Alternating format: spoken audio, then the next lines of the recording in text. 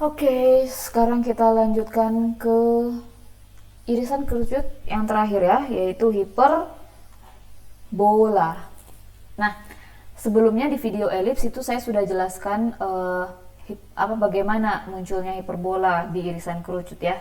Nah, jadi di sini kita langsung aja ke mengidentifikasi dari sketsanya ya. Saya akan buka dari sana dulu. Jadi oke, di sini aja. Saya akan sketsa dulu sebuah hiperbola. Jadi karena hiperbola itu kan tadi irisan kerucut yang muncul dari saat kita mengiris dua buah kerucut kan. Nah, jadi dia akan punya titik puncaknya itu di sini nih. Jadi dia gini. Dulu. Kita punya nih. Nah, jadi dia punya istilah itu titik puncak, oke. Yang dia kasih nama juga A di sini. Aksen A gitu ya. Lalu dia juga punya fokus. Di mana fokusnya? Ya, fokus itu selalu di bagian cekungannya ya. Hiperbola itu kan kayak gini. Nah, gini. Oke, sorry kalau misalnya nggak simetris ya. Ya, harusnya dia ini simetris. Oke, ginilah ya. Nah, fokusnya itu selalu di bagian dalamnya ini. Nah, oke. Nah, ini fokus. Ini berarti F aksen. Nah, direktrisnya ya berbeda dengan elips, justru dia itu kebalikannya.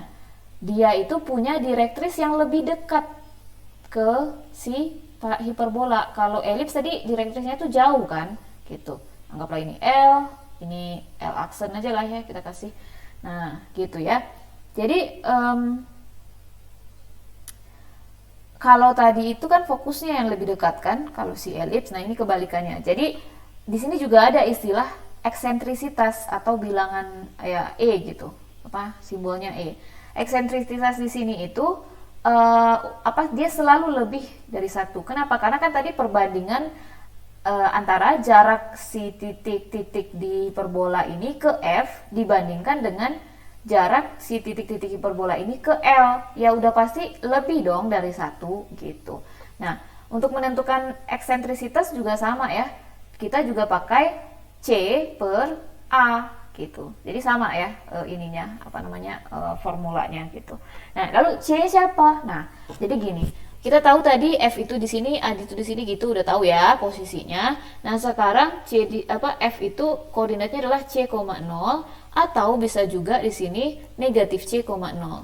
Ingat, ini kita bahasnya adalah elips lagi. Bahasnya adalah hiperbola horizontal. Oke. Hiperbola horizontal itu artinya puncaknya di sumbu X, ya. Berikut dengan fokusnya juga. Nah, koordinat puncak itu kita kasih nama A, 0 dan di sini negatif A, 0. Oke, udah sampai sini ya. Nah, lanjut sekarang kita punya di sini segitiga ajaib juga. Nah, dari mana segitiga ajaib itu muncul? Nah, dia punya di sini suatu titik B ya di sini dan B aksen di sini. Nah, B ini jadi ini nanti dia akan membentuk sebuah persegi panjang gitu ya. Dimana di sini kita punya ya, ini pusatnya. Jadi di sini puncak kan, jarak ini ke sini udah oke, kita pakai warna lain aja. Jarak dari sini ke sini itu A. Oke, ini ke sini udah pasti tadi B ya. Saya lupa tuliskan ini B, koordinatnya 0, B. Ini B aksen, koordinatnya 0, min B gitu. Nah, ini bedanya dengan elips tadi. Nah, sisi miringnya itu di sini, ini kan B nih, ini A gitu kan. Nah, sisi miringnya di sini itu adalah sejauh C. Nah, jadi di sini dia punya kesamaan tuh seperti ini. Jarak antara A dan B dikuadratkan gitu ya, misalnya A kuadrat B kuadrat dijumlahkan itu akan sama nilainya dengan C. Siapa itu C? C itu adalah jarak dari 0 atau pusat ke fokus di sini. Oke, jadi kita punya di sini segitiga ajaib.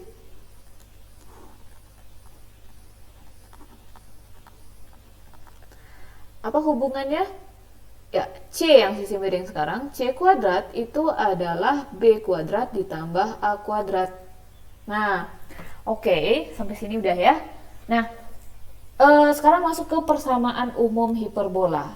Nah, untuk hiperbola horizontal ya, kita punya persamaan umumnya adalah, nah jadi di sini kita antara A dan B itu dia nggak punya apa namanya, mau A lebih besar dari B, nggak ada seperti itu. Jadi di sini nggak ada ketetapan atau ketentuan A lebih besar dari B. Jadi yang lebih besar itu nggak selalu A. Nah itu. Tapi menentukan hiperbola horizontal atau vertikal itu dari mana? Dari tanda ya. Jadi kalau dia horizontal berarti x kuadratnya itu bertanda positif dan A itu yang berada di bawah x gitu.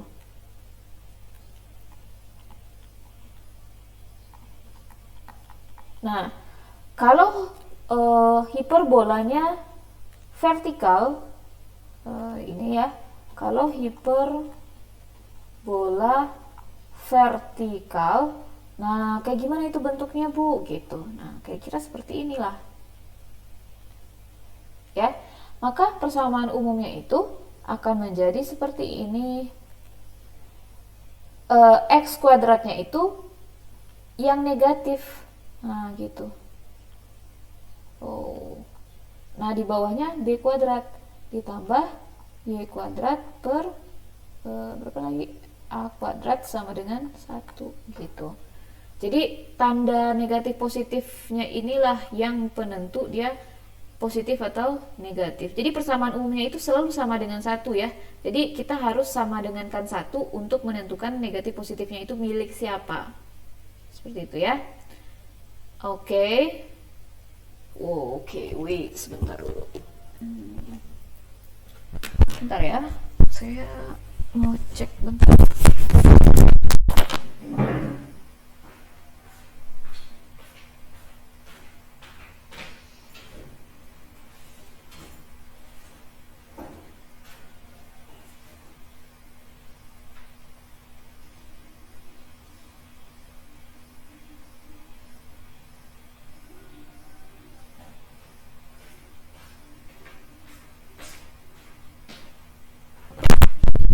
Oke, kita lanjutkan. Nah, oke. Nah, tambahannya di sini ya, ada istilah asimtot. Nah, kalian bisa perhatikan ya bahwa kurva si hiperbola itu dia simetris, ya kan? Dan apa namanya? Dia itu akan selalu apa namanya ya? Naik, fungsi naik ya. Bukan fungsi naik, apa ya istilahnya itu, parabolanya itu akan terbuka ke kanan dan ke kiri. Kalau misalnya dia horizontal terbuka ke kanan dan ke kiri. Nah di sini ada namanya garis asimtot. Nah garis asimtot ini kalau misalnya kita garis asimtot di sini itu dia berpotongan di sini. Wait. Jadi ada dua.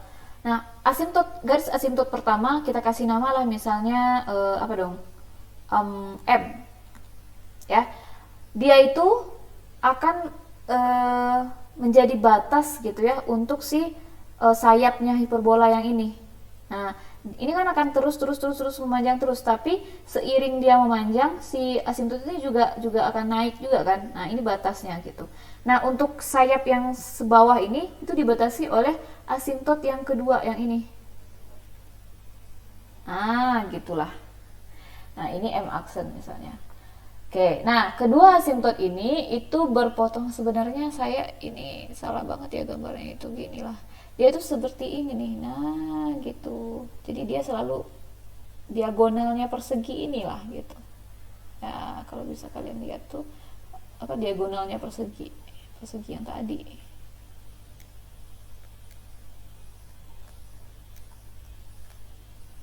Oke, wait.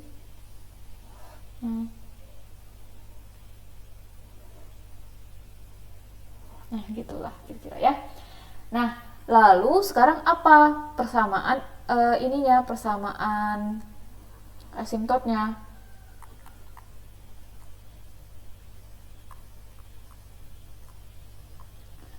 persamaan garis ya, garis asimtot.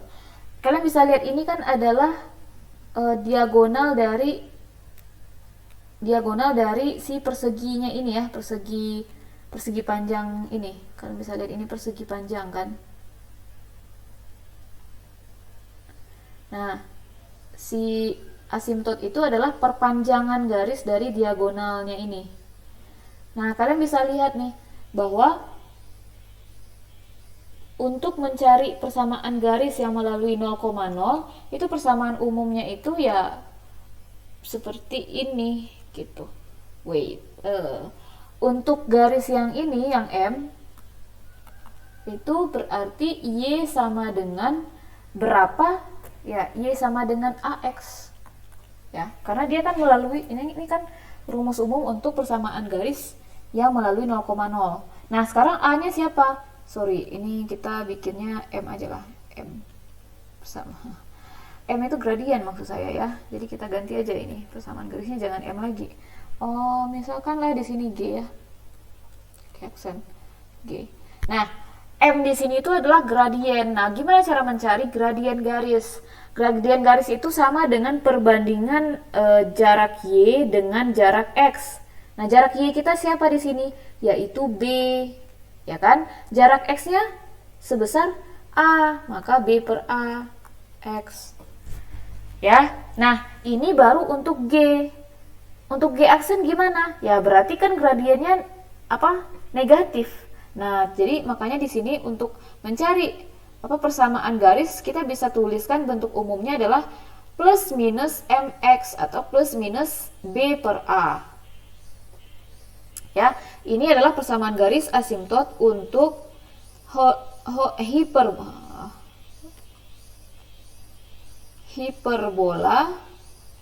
apa ini ya? Horizontal. Nah, kalau misalnya hiperbolanya vertikal gimana? Maka persamaan asimtot hiperbola vertikal itu nanti kan seperti ini ya. Ini kan sketsanya tadi, ini seperti ini seperti ini. Nah, A-nya di sini ya kan, B-nya di sini. Maka dia akan punya ini sebesar A, ini sebesar B. Maka persamaan garisnya akan menjadi Y sama dengan plus minus A per B. Nah, gitu. Oke, untuk soal ini saya jelasinnya di slide berikut aja ya, karena udah nggak muat lagi. Ini saya jelasin ini aja ya, yang satu lagi aja. Oke, nah sekarang kita punya soal seperti ini. Tentukan titik puncak, titik fokus, persamaan asimtot, dan sketsa hiperbola. Jadi ada 4 hal yang perlu dicari. Dengan informasi hanya persamaan hiperbolanya aja. Oke, sekarang identifikasi dulu jenis hiperbolanya. Nah, kita di sini punya bentuk umum x kuadrat per min. Nah, yang min itu selalu di bawahnya itu b kuadrat. Yang positif itu selalu di bawahnya itu adalah a kuadrat. Kita nggak perhatiin lagi x kuadrat ini ya. Nah, gitu. Nah, baru setelah itu kita lihat a itu di bawahnya siapa? Di bawah y. Maka inilah petunjuk untuk menentukan elips terus bahwa ini adalah hiperbola vertikal. Kenapa vertikal? Karena A itu kan puncaknya itu berada di sumbu Y gitu. Nah, oke. Nah, sekarang identifikasi lagi A dan B. Nah, di sini berarti B kita adalah 2, A kita adalah 3. Oke, untuk puncak kita udah dapat sebenarnya ya. Jadi untuk puncak itu kan koordinatnya adalah titik puncak A. Ya, koordinatnya adalah kalau misalnya hiperbola vertikal, otomatis titik puncaknya itu rumus umumnya adalah 0,A dan A aksennya adalah 0, min A. Maka titik A adalah 0, A nya kecil ini ya. A nya berapa? 3, 0,3 dan ini A aksennya adalah 0, min 3. Nah, sekarang fokus. Kalau fokus itu kita punya bentuk koordinat umumnya itu adalah 0, C dan f aksennya adalah 0, min C. Kenapa? Ya karena di sini kan berada di sumbu Y ya. Fokus dan si puncaknya ini berada di sumbu Y. Nah, sekarang kita belum punya C. Nah, gunakan segitiga ajaib. Ingat, kalau misalnya di hiperbola, sisi miring itu adalah C. Sehingga kita punya C kuadrat sama dengan B kuadrat ditambah A kuadrat. Maka kalau mau cari C, B kuadrat ditambah A kuadrat lalu diakarkan. B kuadratnya berapa? B kuadrat berarti 4 ditambah A-nya, ya A-nya 3 berarti A kuadrat 9.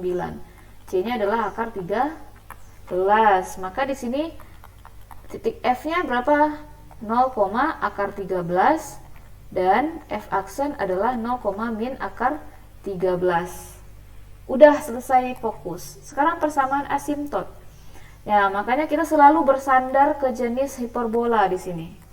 Hiperbola vertikal.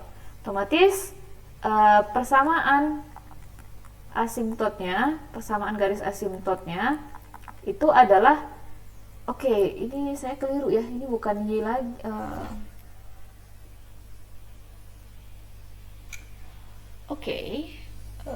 Wait, ya benar ya. Oke, berarti ini adalah Y sama dengan plus minus A per B kali X.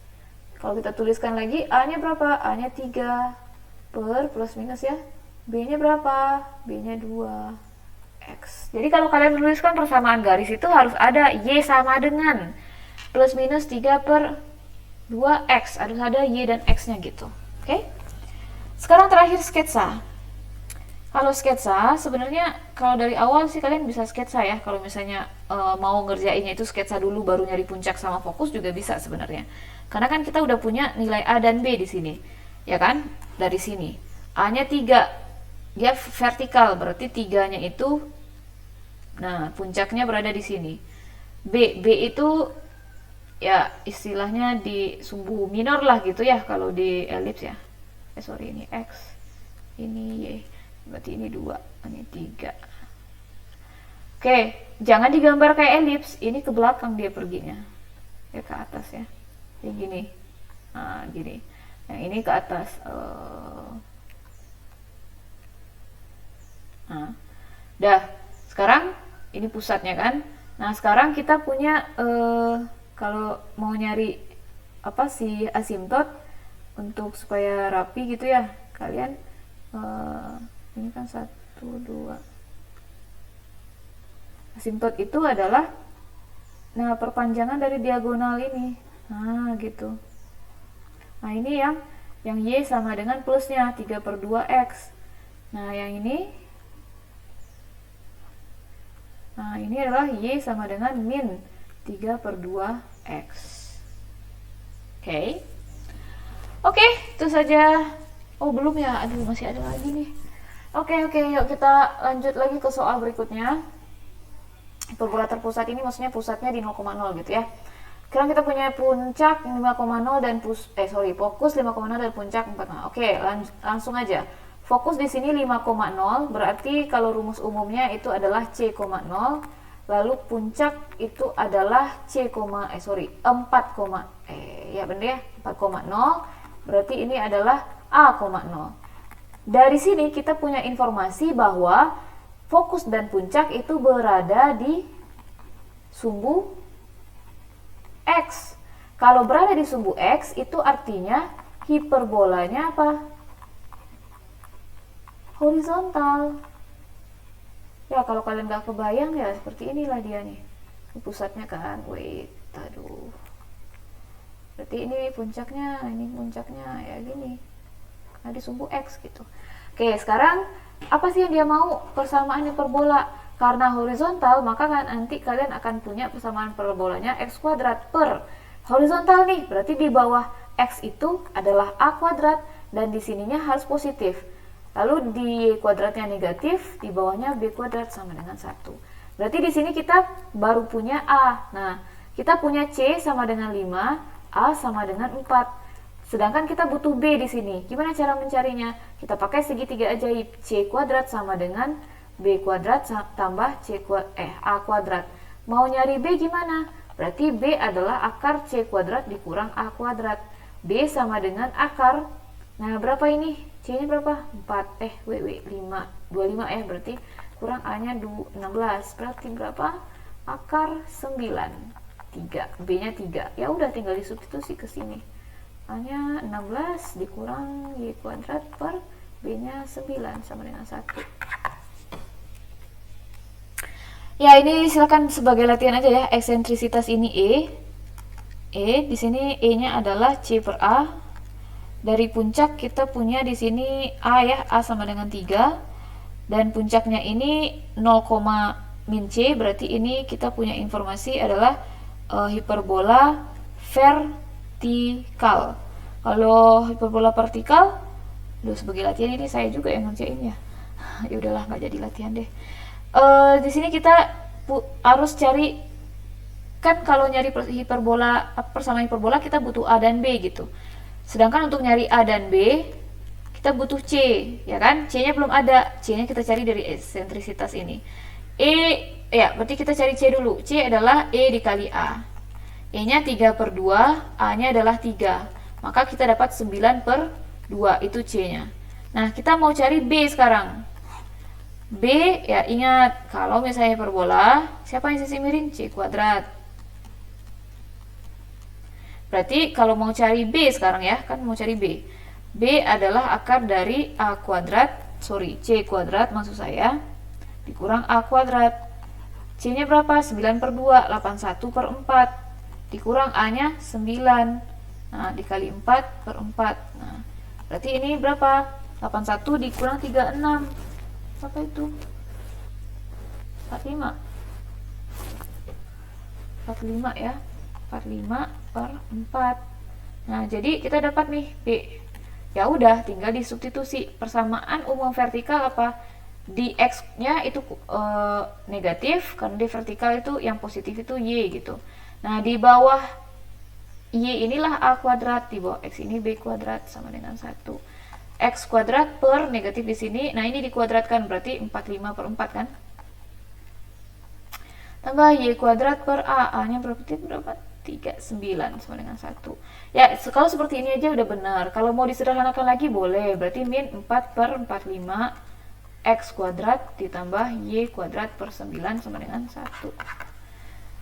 Oke, terima kasih banyak atas perhatiannya. Semoga video-video pembahasan soal ini membantu ya untuk memahami irisan kerucut.